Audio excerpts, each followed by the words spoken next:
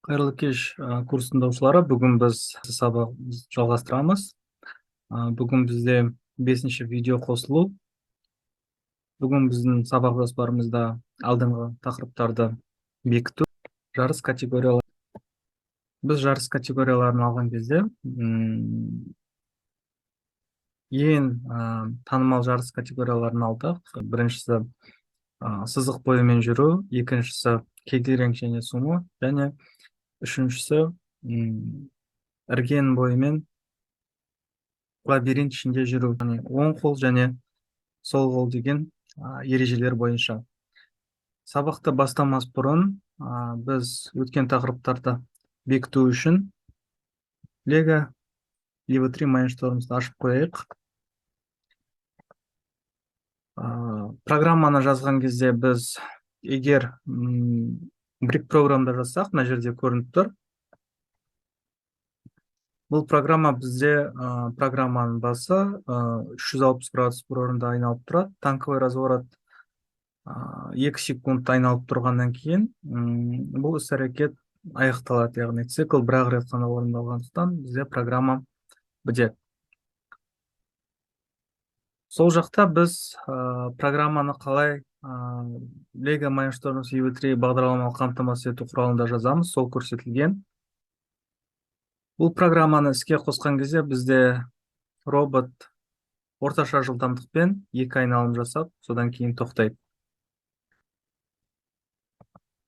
Келесі программа ультразвукпен жұмыс істейді. Ультразвук бізде 30-дан кем арақашықтықта, белгілі бір объектіні көретін болса, белгілі бір денені көретін болса, онда робот моторларды тоқтатады. Егер оны көрмейтін болса, онда ол алдыға жүре береді. Шексіз жүреді, батарейкасы отырғанша дейін.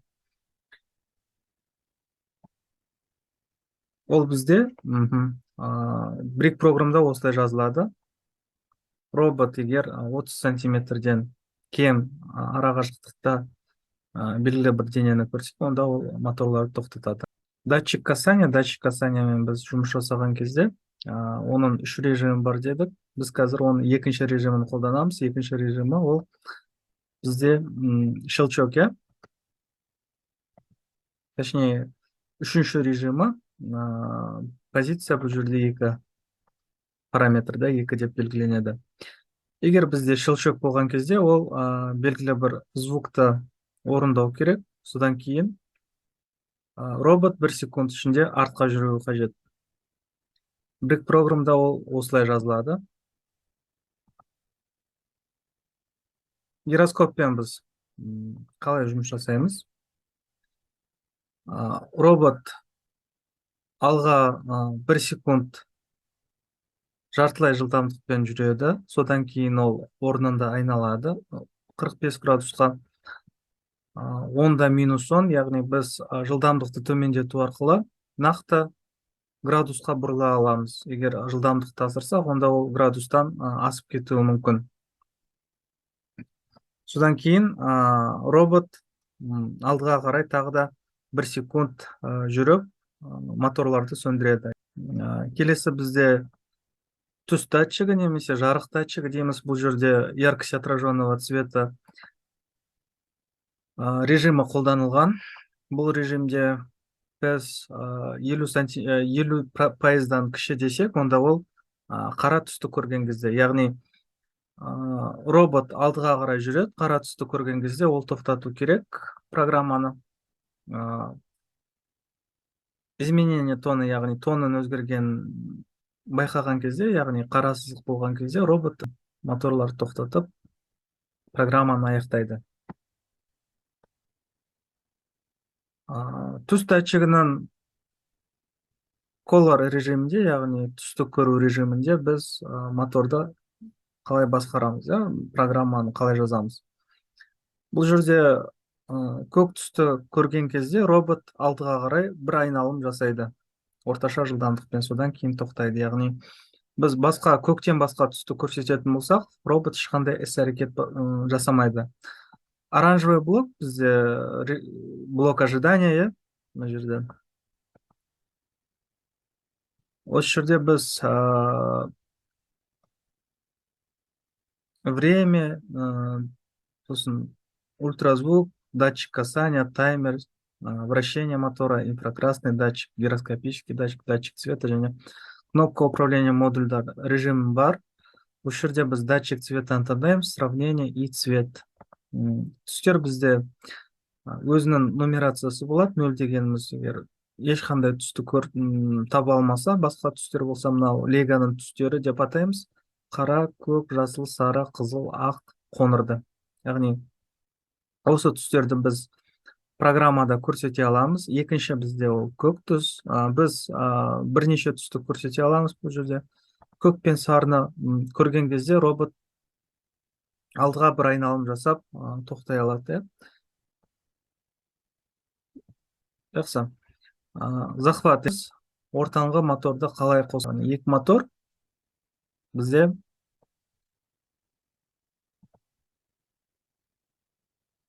Б мен С артқа жүреді. Бірінші біз солдан оңға орындаймыз дедік программаны. Захват төмен түседі, рычагі.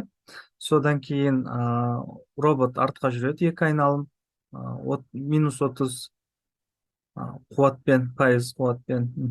Сосын 50% қуатпен ол 1 секунд рычагты көтереді. Жалпы қалай брик программда жазылады, біз қалай өзіміздің лего программамызда компьютерде жазамыз. Соны көрсету үшін мен осы программаны ашып қойдым.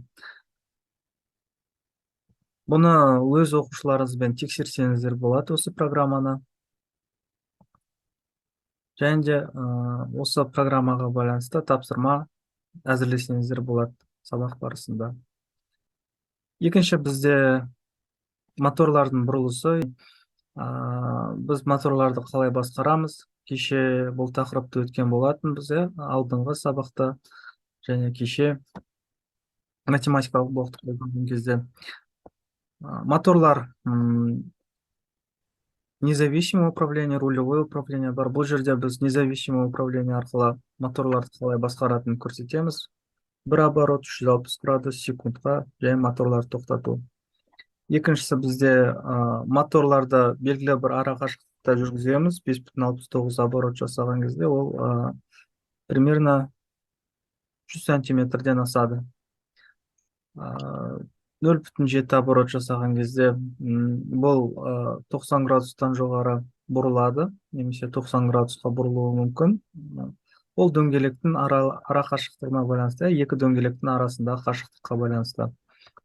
Бұл моторларды бұрудағы соңғы мысал. Бүгін өтетін тақырыптарымыздың бірі ол датчиктармен толығырақ танысу. Біз программаны жазған кезде сонымен қатар экранмен таныстық, блок экранмен. Блок экран бұл жерде не істейді? Бұл жерде 10 секундтың ішінде цикл 10 секунд орындалады. Времяда тұр. 10 секундтың ішінде ол экранға неше рет датчик басылғанын көрсету қажет болады. Бірінші тапсырма бізде 10 секунд ішінде экранға басу саны, соны көрсету керек деп тұр. Осыны орындап көрсек болады өздеріңіз EV3 блоктарыңыздан. Қазір мен пока орындамай тұрып, практикалық жұмыстарды орындамай тұрып, сіздерге көрсетіп алайын. Содан кейін екінші тапсырма. Hello деген сөз 10 секунд ішінде көрсетіледі. Ол программа шексіз орындалады. Біз пока әзірше датчик касанияны баспағанша дейін, жанасу датчигін баспағанша дейін. Бұл біздің екінші программамыз. Оның екі жолы бар орындаудың. Екінші жолы бізде программаны басқан кезде бұл параллельный задача арқылы 10 секунд шексіз орындалады программа. Мынау hello деген сөз көрсетіледі. 10 секунд сайын ол қайталана береді. Сонымен қатар параллельно бізде датчикті басқан кезде программаны тоқтатады. Үшінші тапсырма бізде сіздер оқушылармен жасап көретін вложенные циклы дейді.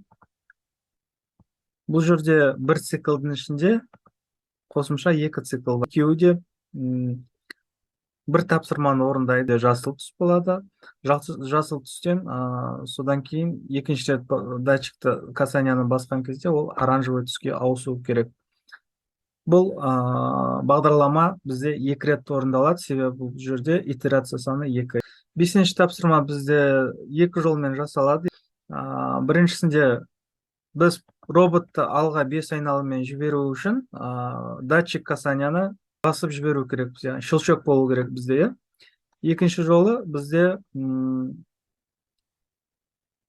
щелчок болған кезде іші пустой, мына циклдың іші, блокты сыртына шығарамыз. Бұл жерде бірінші пустой циклды орындап тұрады. Ішінде түк болмаса да ол датчиктің басқанын күтеді, басып жібергенін күтеді. Содан кейін ғана барып, мына блокты орындайды. Бұл дегеніміз программа басталады, содан кейін мынаны орындайды, содан кейін мынаны орындайды. Яғни тізбектеп орындайды деген сөз. Сол жақтан оң жаққа қарай.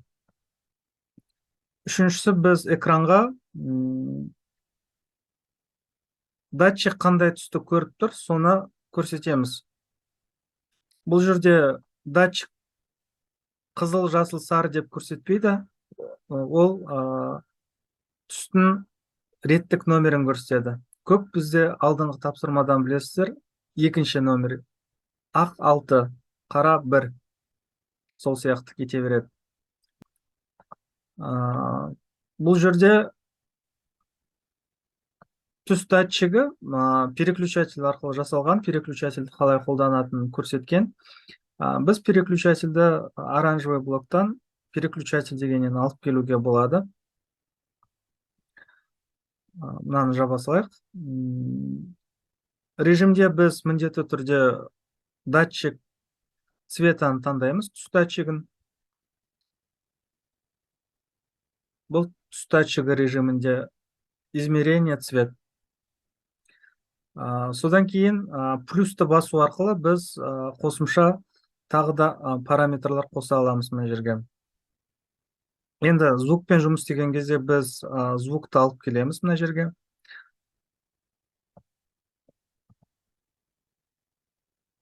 Неше түрлі проекттің звуктары бар. Сонымен қатар леганың звуктары бар. Біз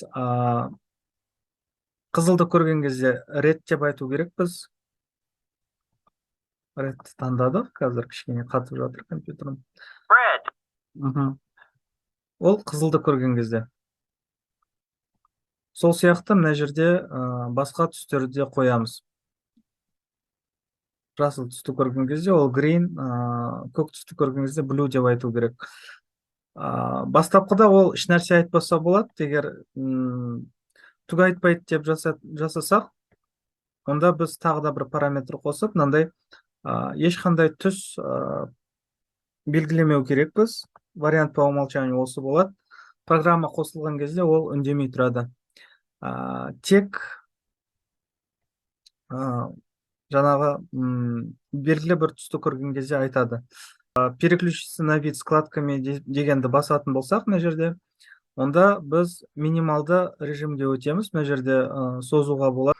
Орынды үнемдейді. Экранды кішірейтеді. Осылай вкладкалардың арасында алмасуға болады. Бұл түсінікті деп ойлаймын. Келесі тапсырма C3 бізде оқушылармен сіздер жұмыс істеп көретін. Бұл жерде бір-ақ мотор айналып тұрады. Жасыл және сары цветтің біреуін көрген кезде бұл программаны аяқтайды. Бұл жерде логическое значение, біз айттық, логикалық мәндермен де жұмыс істейтін боламыз. Сонымен қатар логикалық мәндермен біз былай жұмыс жасасақ та болады. Логическое значение. Мына жерде и дегені бар, или дегені бар. Бұл жерде иді таңдасақ, жасыл мен сарыны бірдей көру керек. илиди тандасак, жасыл немесе сарыны көрдү деген сөз. Исключающий или бар және исключение бар. Исключение дегенimiz бізде жасыл мен сары болмау керек, қалғанын бәрі болған кезде, сол кезде ғана тоқтайды деген сөз. Біз программаны осылай аяқтасақ та болады. Бұл жерде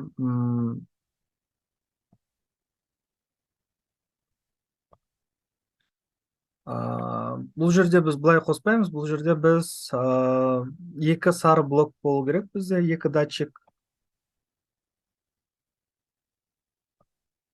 Сосын осы мәнді біз мына жерге жібереміз.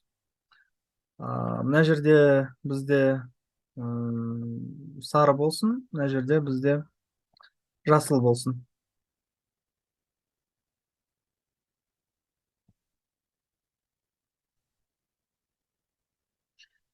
Программа бізде аяқталады. Егер